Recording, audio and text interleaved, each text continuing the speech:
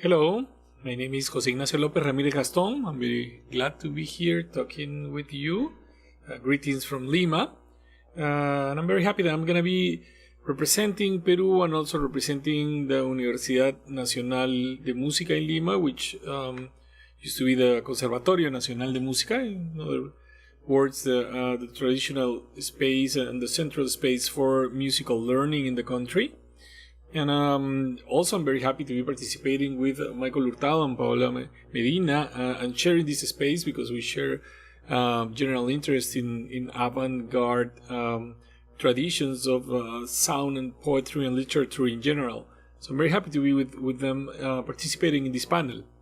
The panel, as you already know, is called La Élite en el Espacio Pedagógico 2.0, la literatura electrónica en la nueva normalidad de la educación peruana escolar y universitaria. I'm sorry, I'm going to be switching from English to Spanish. I hope this is not a problem.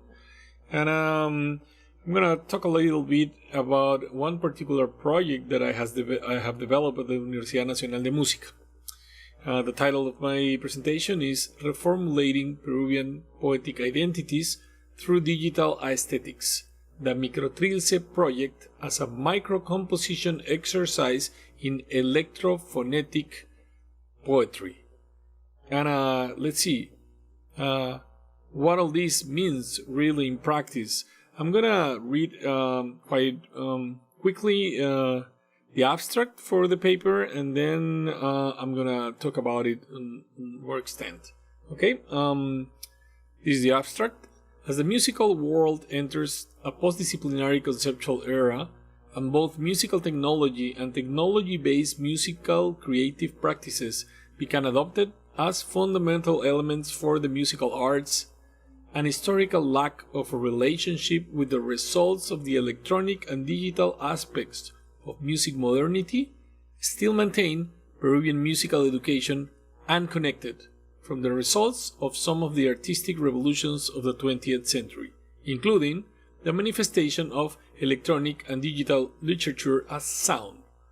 Microtrilse is a project developed by the Laboratorio de Música Electroacústica y Arte Sonoro of the Universidad Nacional de Música in Lima, Peru, UNM, and based on a poem book called Trilce, published by César Vallejo in 1922, students of composition of the UNM, Universidad Nacional de Música, are confronted with several conceptual revolutions and experimental practices, including Peruvian 20th century avant-garde poetry, phonetic and sound poetry, concrete music, and digital visual programming languages for music composition. Poems from Trilce were randomly assigned to different students and recorded to generate a library of sounds that is subsequently processed with the program Pure Data for the generation of sound artworks understood as musical compositions. The objective of this project was twofold: to generate a link between identitarian elements of the Peruvian avant-garde literary practices of the beginning of the 20th century and the digital arts, and second, to take the digital humanities paradigm beyond the notion of access and subalternity and towards the implementation of educational spaces of experimentation in which electronic and digital literature can become an element in academic Peruvian sound arts. Okay, let's see. I'm gonna present several ideas. Some of them should be obvious, or we should know about them, and I'm not gonna take much time talking about these issues, but they're important to understand the connection between these generally understood ideals in the history of the sound arts and the poetic arts, and what's going on with Trilce in Peru specifically. Okay, so first, we are clear, not necessarily in Peru completely, that we live in a postdisciplinary, multidisciplinary, pandisciplinary, cross-disciplinary world where artistic practices are mixing all sorts of people doing all sorts of things, right? I mean, that come right out of the logic of the disciplinary compartments. We know this on the sound arts and also in literature, and especially in relationship to the development of digital arts, and the rapid development of new technology.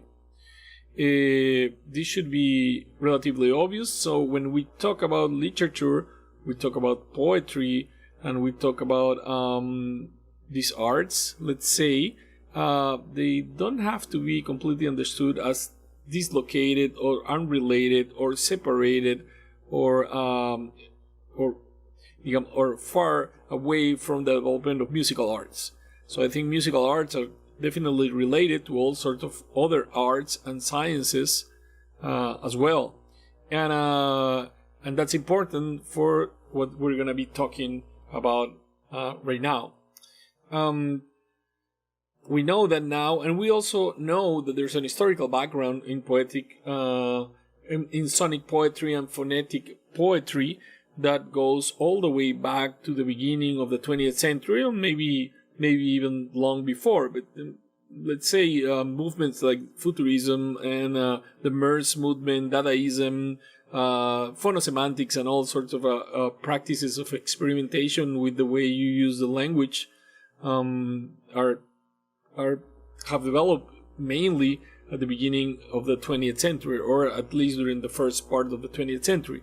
The legacy of this work is well known worldwide, but the part that is particularly important for me and for the conversation that we have right now is that this historical background is well understood and is part of the legacy of many cultures, especially in Europe at the beginning of the 20th century, are not particularly equivalent to the developments that we had in Peru. So the Peruvian case, let's say, is different. And one of the reasons for this difference is the perception of identity that has accompanied the development of the Peruvian Republic during the 20th century. We could say that when projects like Palabras en Libertad by Marinetti appear at the beginning of the 20th century, Peru didn't receive, let's say, the developments of these avant-garde movements, or didn't have a direct response. And in some cases, the response that we had in Peru was negative. There are political reasons, obviously, for that.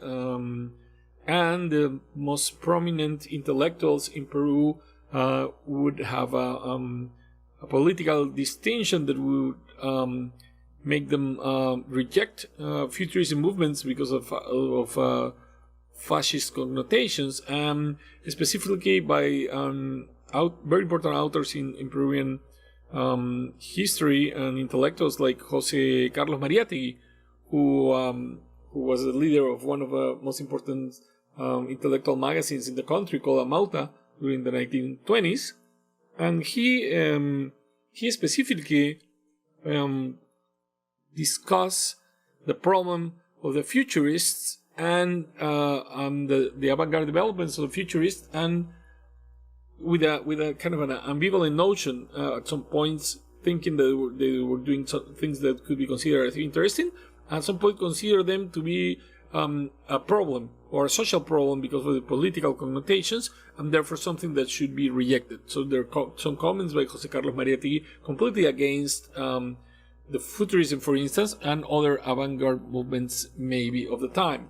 And also, two of the most important magazines of the time, maybe, or as we see them from now, looking back, like Amauta and Boletín Titicaca in Puno with Gamaliel Churata, have had a very strong indigenous positioning, and they were particularly interested in ways to look at the past and look at the pre-colonial periods in Peru and construct an identity that would be based in these notions of imagined past of the country before the conquest period, or because the arrival of the Spanish. But it has this ambivalent position because at the same time they were very interested in the development of avant-garde movements in Europe and other parts of the world. But this positioning, this indigenism and this ancestralist positioning on their part play a role against the development of something that could be considered as foreign, as a cultural invasion, as a model for alienation. So they have at the same time this sympathy for what was coming from somewhere else, let's say, and was novel and was innovative and interesting, and trying to find a way to construct a national identity by looking at the past, right? And so this was a very problematic situation, right? That didn't help the development of a lineage of avant-garde artists in the country. We have a few examples, maybe, of avant-garde practices like Cinco Metros de Poemas by Carlos Oquendo de Amat during the 1920s, or one that is particularly important for us, that is Trilce, published in 1922. So it's 100 years old, right? And that's also related to the development of Microtrilse and the future presentation of Microtrilse this year to commemorate 100 years from the publishing of the original Trilce. Now, so let's say we have these avant-garde practices. Let's say we have experimentation of different kinds with literature, with poetry, with ways to express poetry, and so forth. And but these practices, were let's say kind of solitary in a way. We didn't have a lineage, as I said. We don't have a long list of people dedicated to these arts at all.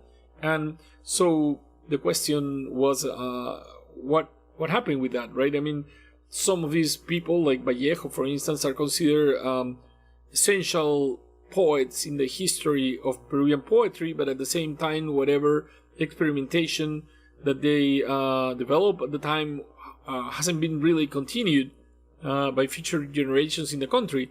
So Vallejo becomes not necessarily a symbol for avant-garde practices in poetry and new ways of expressing through language or playing with language in this poetry, but mostly as a symbol of identity and national identity and fame, right?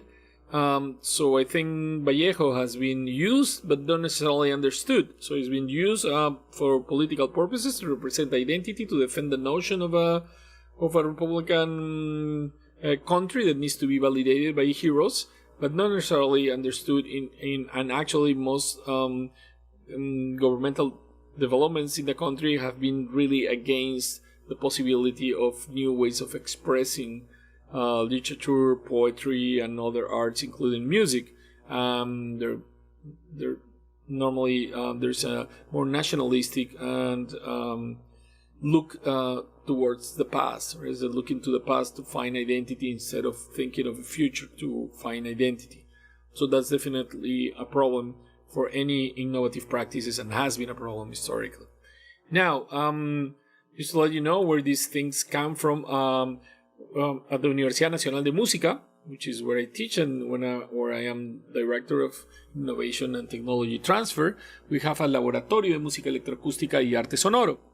This laboratory for electroacoustic music and sound arts is dedicated to exactly that, to do music that is based on technology development, and at the same time to find alternative ways to express the sound arts, right? Opening the concept of sound as a tool that can be managed from different disciplines and in a way, as I said, transdisciplinary, cross-disciplinary, and pan-disciplinary, and towards a future in which all possible ways of acquiring knowledge can be used together to generate music, or if you want, sound arts or musical pieces or musical sounds, etc.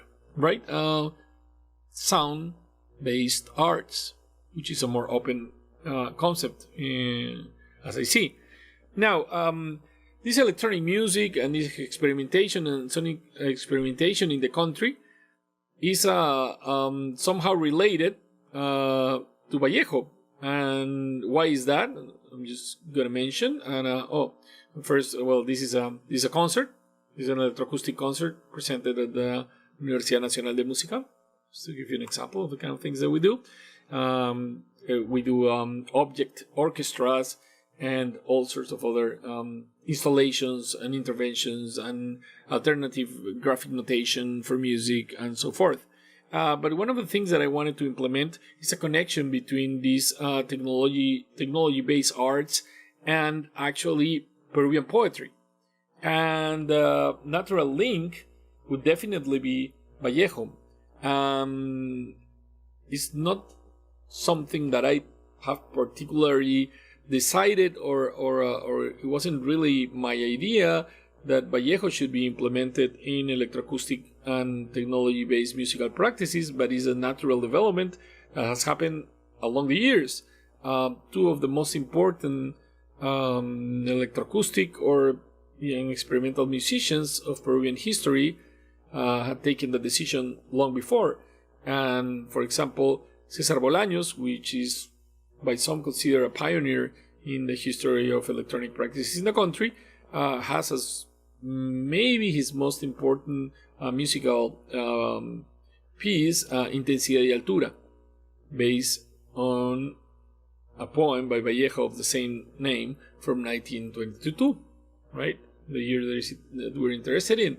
And César Bolaños, as a composer, understood the need to construct, let's say, some sort of a Peruvian identity in relationship to the way we saw technology-based practices, right? This is César Bolaños here. This is with the generation of the 1950s. César Bolaños here on the back. And he developed his work mainly in the Instituto de Italia in Argentina. He returned in 1970 to Peru, not to be that well received by the government or by the social status quo that didn't see these practices as interesting. And this is shared by phonetic poetry, sonic poetry, and electroacoustic and technology-based music. You know, this sense of disdain on part of the government as practices that came from somewhere else and should stay somewhere else and not invade the country with alienating thinking, right? And so in 1964, he made this piece that is called Intensidad y Altura, based on the poem by César Vallejo of the same name. Okay, and after this, we have another example with Rafael Fishman, which is another very important representative of electroacoustic Peruvian music, who developed a piece called Dados Eternos, based on a poem by Vallejo from 1918, right? And he's let's say an experimental musician. He was in charge of the laboratory of electronic music in the Keele University in England until last year, I believe, right? I mean, he worked with all sorts of expressive alternative sensors and systems for new musical gestures and things like that. But at the same time, in the same way that César Bolaños thought, in order to make a connection with Peruvian identity, that has to be done through poetry, right? And poetry was a way, and Vallejo was one of the ways of connecting with Peruvian identity, or feeling a connection with Peruvian identity, or constructing a sense of Peruvian identity. So, following these traditions, I developed this project called Microtrilse, which is a project that is based in the construction of micro pieces.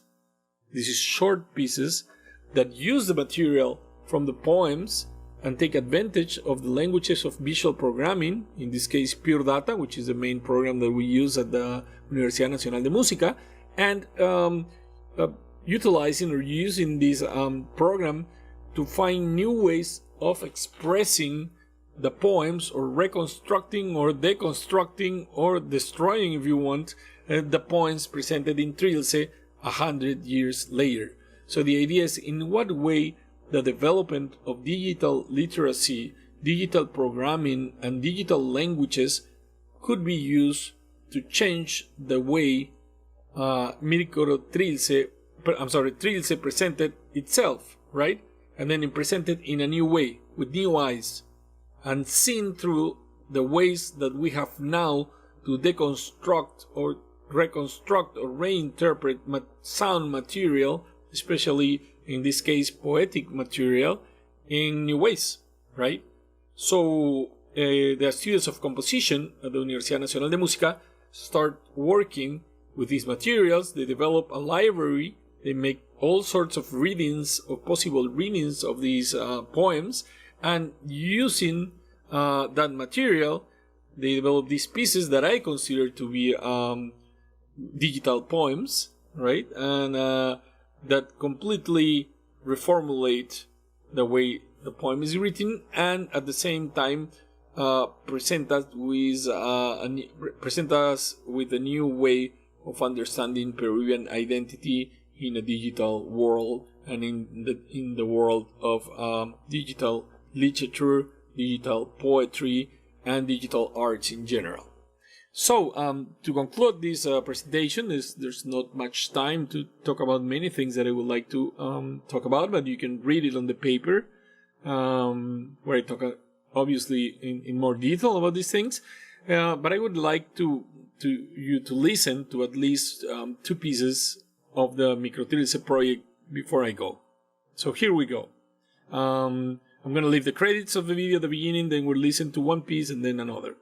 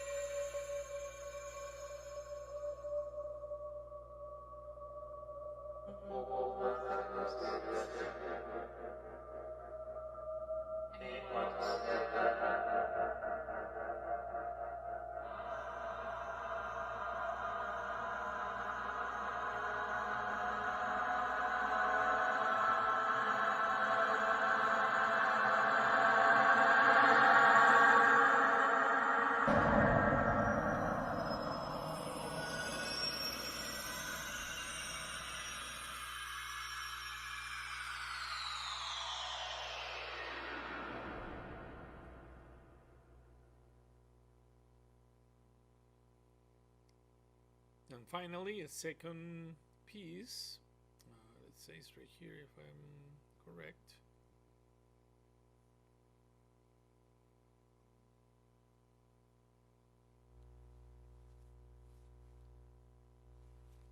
Se acabó la que me guarde discos en mi lugar, bueno, lo malo, se acabó la calificación en Bahía y tu clamor, la charla con tu madre acabada que nos brinda. Se ve que yo manera de pedirme que no me vaya fuera y se acabó el diminutivo para mi mayoría en el dolor sin fin y nuestro haber nacido así sin causa.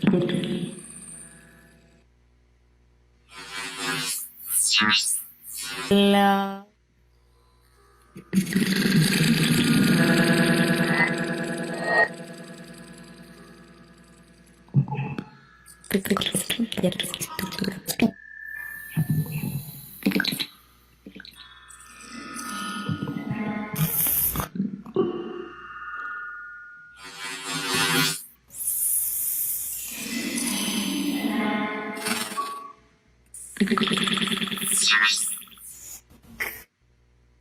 Ya no habrá quien me aguarde.